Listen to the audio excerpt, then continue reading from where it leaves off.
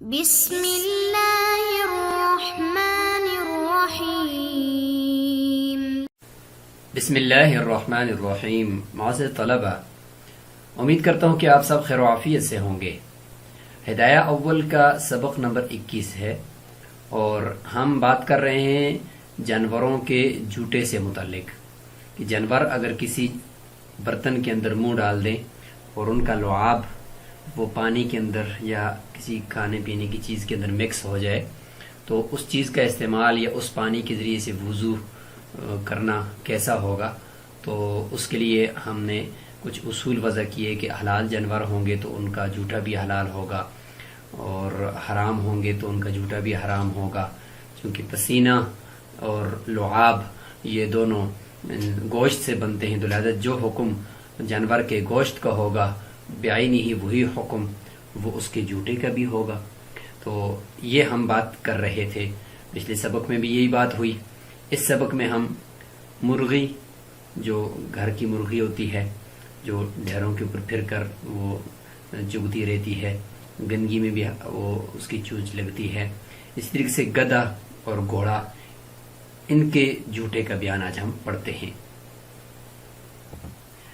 گزشتہ سبق میں بلی کے جوٹے سے متعلق بات چل رہی تھی، تو اس کے آخر میں یہ جملہ رہ گیا تھا کہ وَلَوْ أَكَلَتْ فَأْرَةً ثُمَّ شَرِبَتْ عَلَى فَوْرِهِ الْمَاءَ يَتَنَجَّسْ إِلَّا إِذَا مَكَثَتْ سَاعَةً لِغُسْلِهَا فَمَهَا بِلَعَابِهَا وَالْإِسْتِثْنَاءُ عَلَى مَذْهَبِ أَبِي حَنِيفَةَ وَأَبِي يُوسُفَ رَحِمَهُمُ اللَّهُ وَيَسْقُطُ اعْتِبَارُ الصَّبِّ لِلضُّرُورَةِ۔ یہاں تک یہ عبارت رہ گئی تھی، تو اس کو ہم پچھلے سبق کے ساتھ کنیکٹ کرتے ہیں، اس کے بعد آگے چلتے ہیں کہ بلی اگر چوہا کھائے پھر اس کے فوراً بعد پانی پی لے تو وہ پانی ناپاک ہو جائے گا، الا یہ کہ وہ چوہا کھانے کے بعد تھوڑی دیر تک ٹھہرے، کچھ دیر تک، تو پھر اس صورت میں پانی ناپاک نہیں ہوگا۔ کیوں؟ کیونکہ لغسلھا فمھا بلعابھا، کہ اس کے اپنے منہ کو اپنے لعاب سے دھو دینے کی وجہ سے۔ خلاصہ یہ نکلا کہ بلی اگر چوہا کھاتی ہے اور چوہا کھانے کے بعد اپنا منہ صاف کرنے سے پہلے وہ اگر منہ پانی میں ڈال دیتی ہے اور پانی پی لیتی ہے تو وہ پانی ناپاک ہو جائے گا، کہ چوہے کا وہ خون اور وہ سارا کچھ وہ پانی کے اندر مکس ہو جائے گا، چونکہ اس نے منہ کو تو صاف کیا نہیں ہے، تو اس لیے پانی ناپاک ہوگا۔ ہاں، الا یہ کہ اگر وہ تھوڑی دیر تک ٹھہری ہے اور اس کے بعد اس نے وہ پانی کے اندر منہ ڈالا ہے، تو اس کا مطلب یہ ہے کہ اس نے پہلے لعاب کے ذریعے سے اپنا منہ صاف کر دیا ہوگا، اور ایسا کرتی بھی ہے کہ کوئی چیز کھانے کے بعد بلی اپنا منہ صاف کرتی ہے، تو لہٰذا ہم یہ سمجھیں گے کہ اس نے اپنا منہ صاف کر دیا ہے، اس کے بعد کافی دیر کے بعد اس نے منہ پانی میں ڈالا ہے، تو پھر وہی حکم ہوگا جو اس کے جوٹے کا ہم نے پہلے پڑھ لیا ہے کہ جوٹا اس کا مکروہ ہوگا، یعنی پانی اس کی وجہ سے ناپاک تو ہم نہیں کہیں گے کہ طاہر تو ہے ضرورت کی وجہ سے، لیکن مکروہ ہوگا اور نجس البتہ نہیں ہوگا اس صورت میں جب وہ تھوڑا سا ٹھہر کر پھر اس کے بعد منہ پانی میں ڈال دیں۔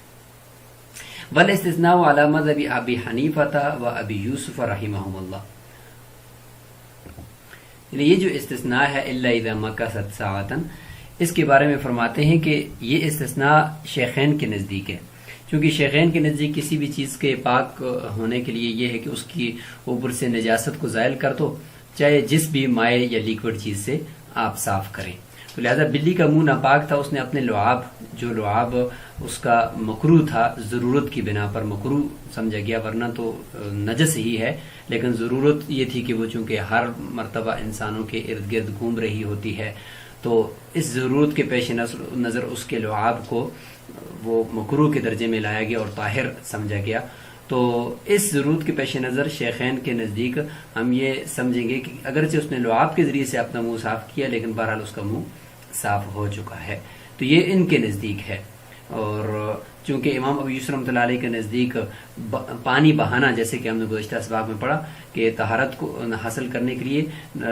پانی جسم پر بہانا ضروری ہے، تو وہ یہاں پہ ساقط ہو جائے گا کہ چونکہ لعاب کے ذریعے سے پانی بہانے والا تو نہیں ہو سکتا، لہذا ویسقط اعتبار الصب للضرورت، یہاں پر پانی بہانے کا جو اعتبار ہے وہ ساقط ہو جائے گا۔ ضرورت ہے یہاں پر کہ بلی ہر وقت آتی ہے، وہ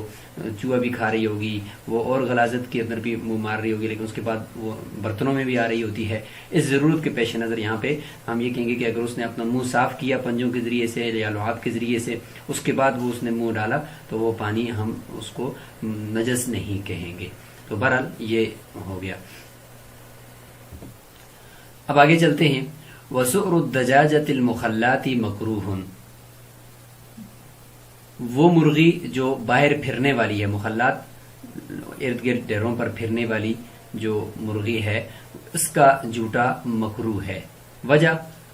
ویسے تو مرغی تو حلال ہے اور اس کا گوشت حلال ہے، تو اس کے منہ میں جو اس کا پانی ہوگا یا اس کے لعاب سے جو پانی کے اندر وہ مکس ہوگا تو پھر تو حلال ہونا چاہیے۔ مکروہ کیوں ہے؟ وجہ بتا رہے ہیں کہ لِأَنَّهَا تُخَالِطُ النَّجَاسَةَ، اس لیے کہ یہ نجاست کے ساتھ وہ اس کی جو چونچ ہوتی ہے وہ ملتی ہے اور نجاست کے اندر وہ لگی رہتی ہے، تو اس لیے ڈھیروں کے اوپر گندگی کے اوپر پھرنے کی وجہ سے اس کی چونچ ناپاک ہوتی ہے۔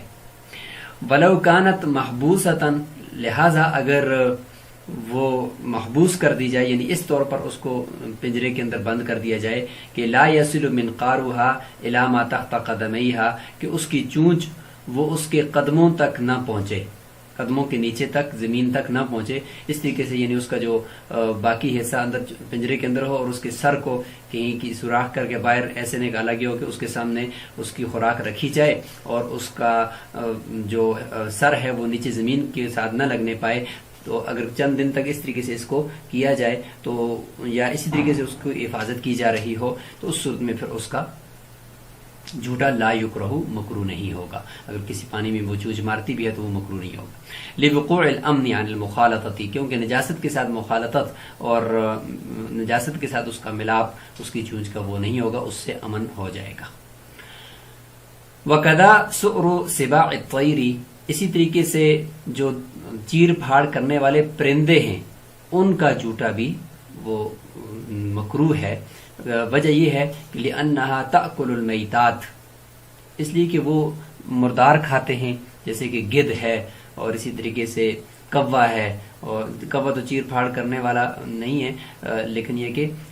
مردار ہے، بہرحال وہ بھی گندگی کھاتا ہے۔ اسی طریقے سے چیر پھاڑ کرنے والے عقاب ہیں، شاہین ہے، تو لأنها تأکل المیتات، مردار کھاتے ہیں، اس لیے ان کی چونچ ناپاک رہتی ہے۔ فأشبہ المخلات، یہ بھی وہ باہر گھومنے پھرنے والی مرغی کے مشابہ ہوگے۔ ویسے تو اگرچہ وہ ناپاک یعنی ان کا گوشت حرام ہے، لیکن ان کی چونچ اگر چونکہ ایک ہڈی ہوتی ہے تو چونچ تو ان کی عام طور پہ ناپاک نہیں ہونی چاہیے، لیکن یہ والے جو پرندے ہیں یہ حرام کھاتے ہیں تو اس لیے ان کی چونچ ناپاک سمجھی جائے گی۔ وعن ابی یوسف رحمہ اللہ، امام ابو یوسف رحمہ اللہ سے ایک روایت یہ بھی ہے کہ انہا اذا كانت محبوسۃ ويعلم صاحبها انه لا قدر على منقارها لا يكره، اگر ایسا ہو کہ یہی پرندے چیر پھاڑ کرنے والے پرندوں کو اگر روکا جائے، محبوس کیا جائے پنجرے کے اندر، اور اس کا مالک یہ سمجھتا ہو کہ ان کی چونچ کے اوپر کسی قسم کی کوئی گندگی نہیں ہے، تو اس صورت میں اگر وہ کسی برتن کے اندر چونچ مارتے ہیں تو وہ پانی جو ہوگا وہ مکروہ نہیں ہوگا، ان کا جھوٹا مکروہ نہیں ہوگا۔ فاستحسن المشائخ هذه الروایت، اس روایت کو امام ابو یوسف رحمۃ اللہ علیہ کی اس روایت کو مشائخ نے بہت ہی اچھا سمجھا ہے اور اسی کے اوپر ہی فتویٰ دیا ہے۔ وسؤر ما يسكن البيوت كالحية والفأرة مکروہ، اسی طریقے سے وہ چھوٹے چھوٹے جانور جو وہ چھوٹی چھوٹے حشرات بھی کہہ سکتے ہیں یا وہ چھوٹے چھوٹے جانور حیوانات جو گھروں کے اندر رہتے ہیں ان کا جھوٹا مکروہ ہے، جیسے کہ سانپ ہے اور چوہا ہے، کیونکہ ویسے تو یہ ناپاک ہیں، نجس ہیں، لیکن چونکہ گھروں کے اندر ہوتے ہیں اور ہر وقت گھروں کے اندر موجود رہتے ہیں تو حرج ہے کہ اگر ان کے جوٹے کو ناپاک کر دیں یا نجس کر دیں، تو اگر کہیں پہ پانی کی قلت ہے تو ان کے جوٹے کو بھی اگر ناپاک کر دیں گے تو بہت بڑا حرج لازم آئے گا، اس لیے مکروہ کے درجے میں کر دیا۔ لأن حرمت اللحم اوجبت نجاست السؤر، اس لیے کہ جو گوشت کا حرام ہونا ہے اس نے واجب کر دیا ہے ان کے جھوٹے کے نجاست کو، کہ جس طریقے سے گوشت حرام ہے تو جھوٹا بھی حرام ہے، الا انه سقطت النجاست لعلت الطواف، لیکن طواف یعنی بار بار گھومنے پھرنے، گھر کے برتنوں کے اندر، گھر کے جگہوں کے اندر بار بار طواف کی وجہ سے، بار بار ان کے گھومنے کی وجہ سے نجاست کا جو عنصر ہے وہ اس سے ساقط کر دیا گیا، فبقیت الکراہت، البتہ کراہت باقی ہے، مکروہ تنزیہ ہوں گے کہ اگر اس کا پانی کوئی اور موجود ہے تو صاف پانی، تو پھر ان کا جھوٹا استعمال نہ کیا جائے، اگر نہیں ہے تو پھر کرنا جائز ہے۔ والتنبیہ علی العلت فی الحرہ، اور یہ جو علت ہے اس کی، یعنی یہ جو چوہے اور سانپ ہیں یہ گھروں کے اندر آتے رہتے ہیں، اس کی وجہ سے ان کا جو جھوٹا ہے وہ نجس تو نہیں کہیں گے لیکن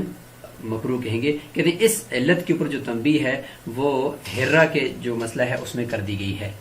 یعنی بلی کے والے مسئلے کے اندر رسول صلی اللہ علیہ وسلم کی حدیث وہاں پہ کوٹ کر دی گئی تھی کہ انہا من الطوافین علیکم والطوافات، کہ یہ بلی تمہارے اوپر بار بار آنے والے حیوانات میں سے ہے۔ تو کہتے ہیں کہ یہ علت کے اوپر جو تنبیہ ہے نجاست کے ساقط ہونے کے لیے، یعنی بار بار اس کا آنا، تو اس پر تنبیہ بلی والے مسئلے میں کر دی گئی ہے۔ قال وسؤر الحمار والبغل مشکوک فیہ، گدے اور خچر کا جھوٹا یہ مشکوک ہے، یعنی اس میں شک ہے۔ گدے اور خچر کے جھوٹے کے اندر شک کس وجہ سے ہے تو وہ آگے انشاءاللہ ابھی ہم تفصیل سے پڑھیں گے۔ بعض کہیں گے کہ یہ اس کے پاک ہونے میں، خود اس کے طاہر ہونے میں شک ہے، یعنی گدھا یا خچر کسی پانی کے اندر وہ منہ ڈال دیتے ہیں تو ان کا لعاب وہاں پہ مکس ہو جاتا ہے، تو اس پانی کے یعنی اس جھوٹے کے خود پاک ہونے کے اندر کہ وہ طاہر ہے یا نہیں ہے، اس میں شک ہے۔ بعض نے کہا قیل الشک فی طہارتہ، کہ اس کی طہارت کے اندر شک ہے۔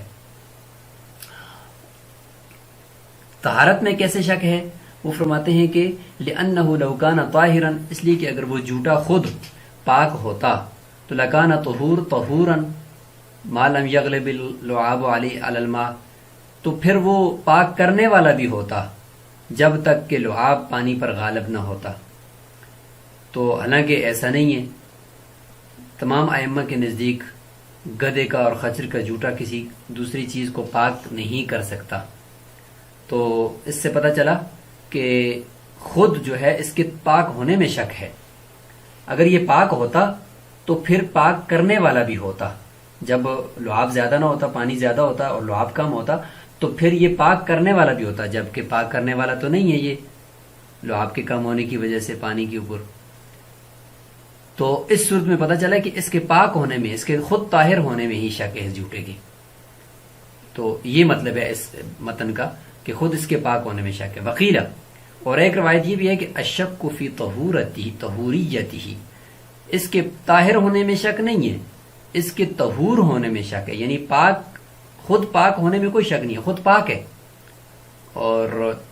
یعنی سب کے نزدیک یہ پاک ہے، البتہ اس کے پاک کرنے والا ہونے میں شک ہے کہ یہ دوسری کسی چیز کو پاک کر سکتا ہے، یا اس سے وضو غسل کیا جا سکتا ہے، یا کسی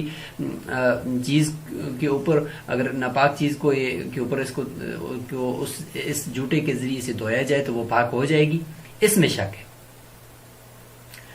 اچھا، دلیل کیا ہے کہ اس کی طہوریت میں شک ہے، خود طہارت میں شک نہیں ہے؟ اس کی دلیل یہ کہ لأنه لو وجد الماء المطلق،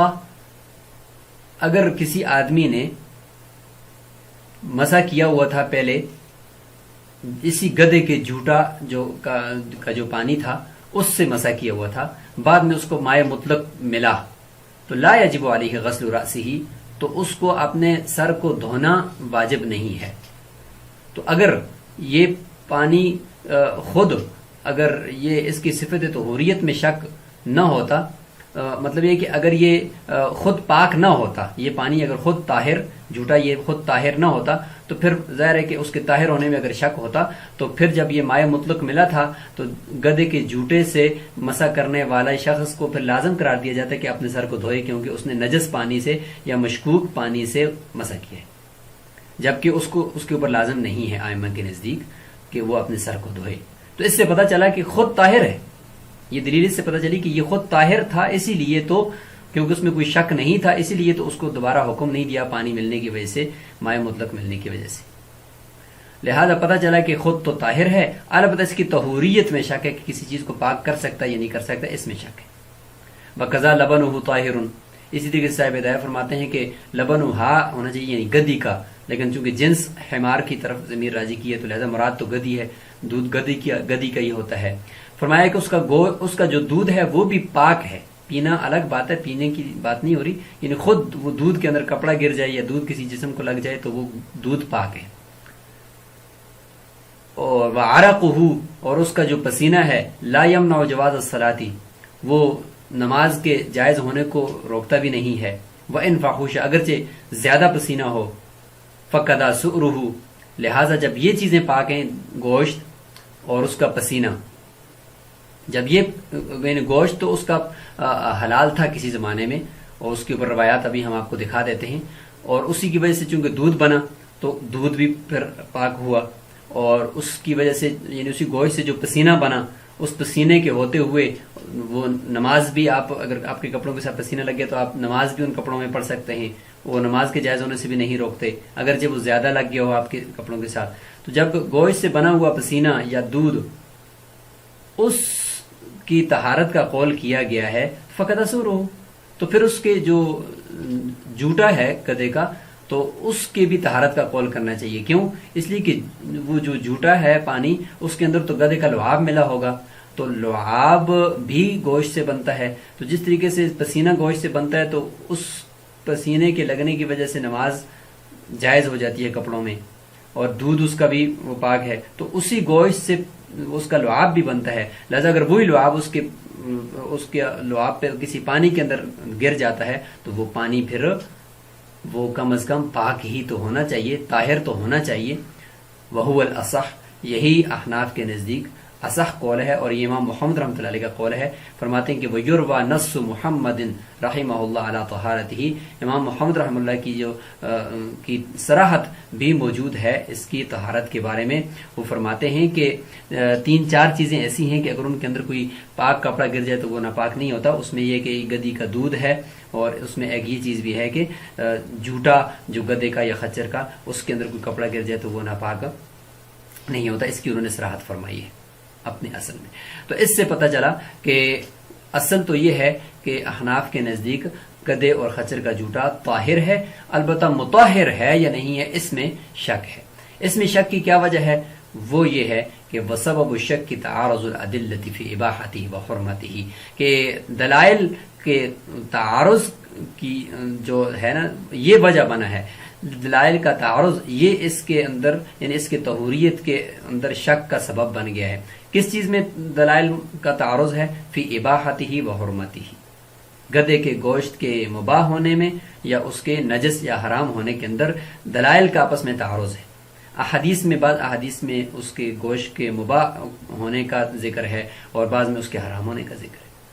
اب اختلاف الصحابہ فی نجاستہ و طہارتہ، یا صحابہ کرام کا بھی اختلاف ہے اس کے جھوٹے کے نجس ہونے کے بارے میں اور اس کے جھوٹے کے پاک ہونے کے بارے میں۔ یہاں پہ اس کے گوشت سے متعلق بات ہے اباحت اور حرمت، اور یہاں پہ اس کے جھوٹے سے متعلق بات ہے کہ صحابہ کرام کے زمانے سے اختلاف چلا رہا ہے کہ حضرت عبداللہ بن عباس کے نزدیک اس کا جھوٹا پاک ہے اور حضرت عبداللہ بن عمر رضی اللہ عنہ کے نزدیک اس کا جھوٹا نجس ہے۔ لہٰذا ان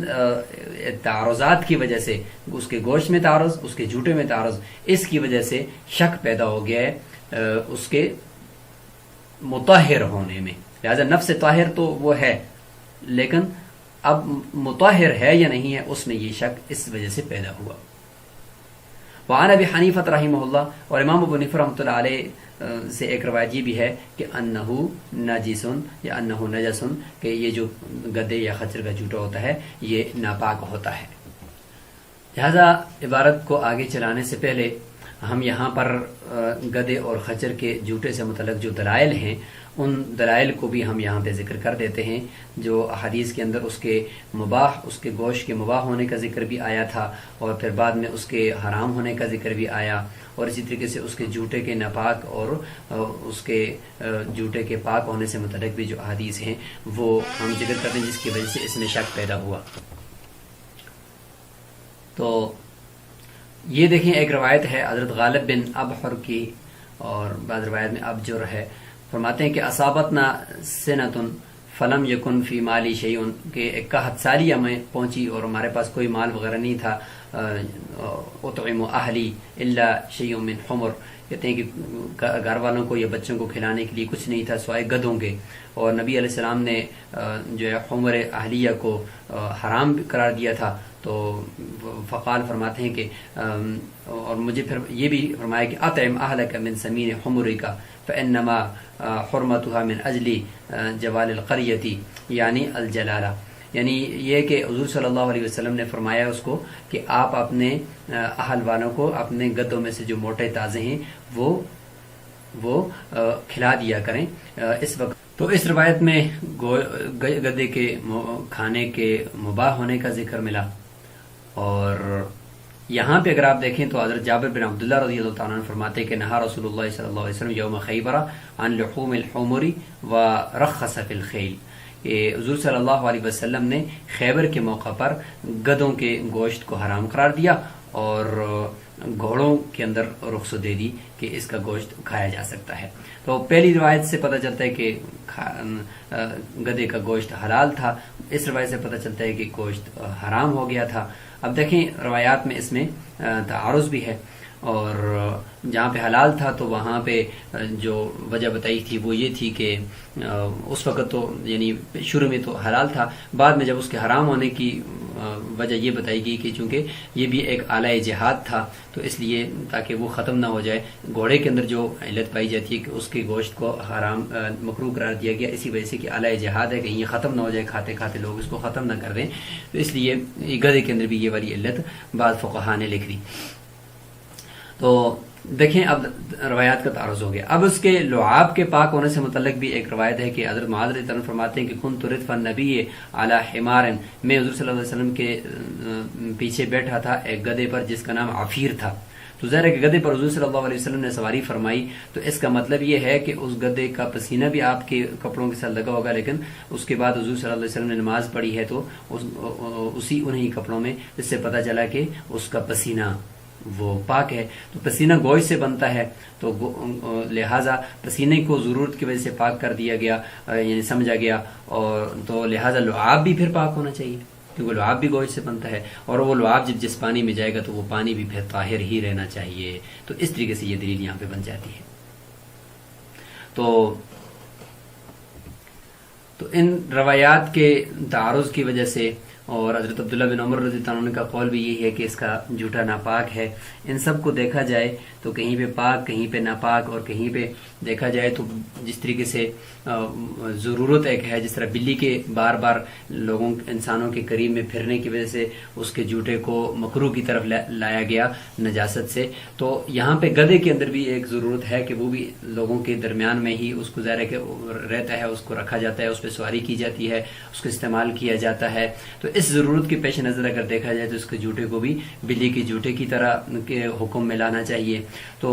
اس صورتحال کو دیکھا جائے تو اس کا جھوٹے کو طاہر مکروہ میں لانا چاہیے، اور دوسری طرف دیکھا جائے کہ بھئی اس کا گوشت بھی حرام قرار دیا گیا ہے، یہ بلی تو بہت زیادہ گھروں میں آتی ہے بنسبت گدھے کے، گدھا تو کمروں میں نہیں آتا یا کچن میں نہیں آتا، تو اس کو دیکھا جائے تو پھر اس کا جھوٹا پھر دوبارہ نجس ہونا چاہیے۔ تو یہ جتنے بھی روایات کا قیاسات کا جو تعارض ہو رہا ہے ان سب کی وجہ سے پھر اس کے جو جھوٹا ہے اس کو مشکوک قرار دیا گیا۔ البتہ احناف کے نزدیک پھر بھی اس کے جھوٹے سے متعلق یہ مفتبی قول ہے کہ اس کا جھوٹا خود تو طاہر ہے، لہذا اگر کپڑے کے ساتھ لگ گیا کوئی اس کا جھوٹے کا پانی تو وہ کپڑا ناپاک نہیں شمار ہوگا، البتہ اس سے وضو نہیں کر سکتے، اس سے اگر کوئی اور پانی موجود ہے تو پھر آپ اس سے کپڑا نہیں دھو سکتے، البتہ اگر کوئی پانی موجود نہیں ہے تو پھر اس کا کیا حکم ہوگا، پھر اس حکم کو ہم دیکھ لیتے ہیں۔ امام ابو حنیفہ رحمۃ اللہ علیہ کے نزدیک ایک روایت نجس کی ہے، وہ فرماتے ہیں کہ اس کا جھوٹا نجس ہے، چونکہ وہ بہت احتیاطی پہلو کو لیتے ہوئے بات کرتے ہیں، ترجیحا للحرمۃ والنجاست، حرمت اور نجاست کو ترجیح دیتے ہوئے جب یہ اس طرح کا تعارض ہو جائے تو لہذا ان کے نزدیک حرمت کو ترجیح دی جاتی ہے۔ والبغل من نسل الحمار، اور خچر جو ہے وہ گدے ہی کی نسل سے ہے. جب خچر کی جو ماں ہے وہ اگر گھوڑی ہو تو ظاہر ہے کہ یا خچر کی جو ماں ہے وہ گدی ہو تو اس کا جو باپ ہے وہ گھوڑا ہو تو پھر وہ خچر جو ہے وہ بھی اسی طریقے سے حکم میں ہوتی ہے، کیونکہ ماں اس کی جو ہے وہ حمار یعنی گدی ہوتی ہے، تو اس لیے خچر کا بھی یہی حکم ہے. فیکون بمنزلتی، لہٰذا وہ بھی گدے ہی کے حکم میں ہوگی، چونکہ جانوروں کی جو نسل ہوتی ہے وہ ماں کی طرف سے اس کا اعتبار کیا جاتا ہے. فإن لم یجد غیرہما، اب اس کے جوٹے کا حکم یہاں پہ ذکر کیا جاتا ہے. پہلے تو ہمیں پتہ چل گیا کہ اس کا جوٹا مشکوک ہے، یعنی اس میں بھی مختلف قول ہے کہ خود طاہر ہے لیکن مطہر نہیں ہے، کسی چیز کو پاک کرنے والا نہیں ہے. اب حکم یہ کہ اگر کوئی اور پانی موجود ہے تو پھر اس کو استعمال نہ کریں. اگر کوئی اور پانی موجود نہیں ہے تو پھر اس کو استعمال کریں، لیکن ساتھ ساتھ تیمم بھی کریں تاکہ احتیاطاً طہارت اگر اس سے نہ بھی ہو تو پھر تیمم سے سمجھی جائے. یتوضؤ بہما، لہذا خچر یا گدے کے جوٹے سے وضو کر لے اگر کوئی اور پانی نہ پائے، وَيَتَيَمَّمْ، اور ساتھ ساتھ تیمم کرے. وَيَجُوزُ أَيَّهُمَا قُدِّمَ، کہتے ہیں کہ جائز ہے کہ پہلے تیمم کو مقدم کیا جائے یا جائز ہے کہ پہلے اس جوٹے پانی سے وضو کیا جائے. کسی ایک کو بھی مقدم کرو جائز ہے. امام ظفر رحمۃ اللہ علیہ فرماتے ہیں کہ لا يجوز الا ان يقدم الوضوء، جائز نہیں ہے سوائے اس کے کہ مقدم کیا جائے وضو کو، کیونکہ وضو کو پہلے کرنا پڑے گا اور اس کے بعد تیمم کرنا پڑے گا. یہ امام ظفر رحمۃ اللہ علیہ کے نزدیک ہے. دلیل یہ کہ لأنه ماء واجب الاستعمال، اس لیے کہ یہ پانی ابھی جب آپ اس کو خود استعمال کرنا اس کا لازم قرار دے رہے ہیں تو یہ واجب الاستعمال پانی ہے جھوٹا، تو فاشبہ الماء المطلق، تو یہ ماء مطلق کے مشابہ ہو گیا ہے، تو لہٰذا ماء مطلق ہے تو پھر اس کو پہلے استعمال کرنا چاہیے، بعد میں تیمم کرنا چاہیے. ورنہ احناف فرماتے ہیں کہ ان المطہر احدہما، کہ تیمم اور اس جھوٹے میں سے کوئی ایک مطہر ہے، ہمیں یعنی اس لیے تو ہم دونوں کر رہے ہیں تو کوئی نہ کوئی ان میں سے ایک مطہر ضرور ہے. فیفید الجمع دون الترتیب، لہٰذا یہ ان دونوں کا مطہر ہونا یہ جمع کا فائدہ دیتا ہے کہ دونوں کو صرف اکٹھا کرو، ترتیب ضروری نہیں ہے، ترتیب کا فائدہ نہیں دیتا یہ. لہٰذا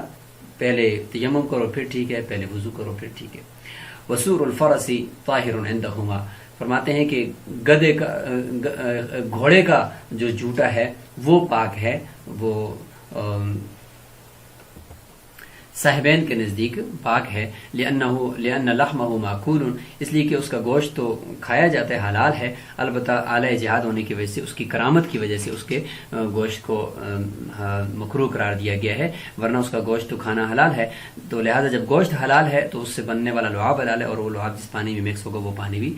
وہ پاک ہی رہے گا. وقضا عندہ، اس طریقے سے امام صاحب کے نزدیک بھی صحیح قول کے مطابق امام صاحب کے نزدیک بھی اس کا جھوٹا پاک ہے. ویسے امام صاحب کے نزدیک 4 روایات ہیں. ایک تو یہ ہے کہ اس کا جھوٹا بہتر یہ ہے کہ وہ کہتے ہیں کہ دوسرے پانی سے وضو کیا جائے، گھوڑے کے پانی جھوٹے سے وضو نہ کیا جائے. اور دوسری روایت میں یہ ہے کہ وہ اس کو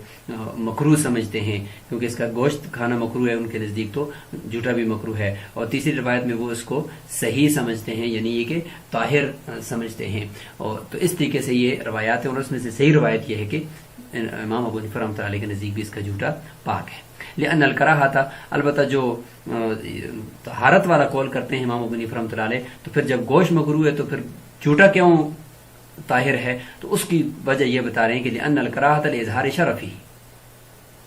البتہ جو گوشت اس کا مکروہ ہے وہ اس کی شرافت یعنی اس کی شرف اور منزلت کی وجہ سے کہ یہ اعلی جہاد ہے، اس کو ظاہر کرنے کے لیے اس کو نہ کھایا جائے، تو گوشت تو مکروہ ہی رہے گا، البتہ جھوٹا پھر بھی پاک ہوگا. تو یہاں پر ہم نے گدا، گھوڑا، خچر اور مرغی وغیرہ کے جھوٹے سے متعلق بات کر لی، اور اسی کے ساتھ ہی یہ جھوٹے کا جو بیان ہے وہ مکمل ہو گیا ہے. السلام علیکم ورحمۃ اللہ وبرکاتہ.